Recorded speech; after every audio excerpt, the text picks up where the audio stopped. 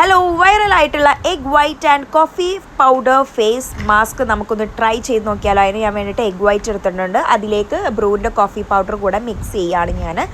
എന്നിട്ട് ഞാനത് ഫേസിൽ അപ്ലൈ ചെയ്ത് കൊടുക്കുകയാണ്. ഫേസ് ഇത് അപ്ലൈ ചെയ്യുന്നവർ ശ്രദ്ധിക്കേണ്ട ഒരു കാര്യം, ഫേസിൽ ഹെയർ ഇല്ലാതിരിക്കുന്നതായിരിക്കും നന്നാവുക.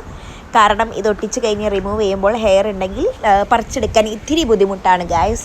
അപ്പോൾ അതിൻ്റെ മേലേക്ക് നമ്മൾ സാധാ ടിഷ്യൂ പേപ്പർ നമ്മൾ ഇങ്ങനെ ഒട്ടിച്ചു കൊടുക്കുക. ദെൻ പിന്നെയും ഒരു ലെയറും കൂടെ നമ്മൾ ആ ടിഷ്യൂ പേപ്പറിൻ്റെ മുകളിൽ കൂടെ ഈ egg white coffee powder mix ആക്കി നമ്മൾ അപ്ലൈ ചെയ്ത് കൊടുക്കണം. എന്നിട്ട് ഞാൻ പിന്നെയും അതിൻ്റെ മേലെ ടിഷ്യൂ പേപ്പർ വെച്ച് കൊടുക്കണം.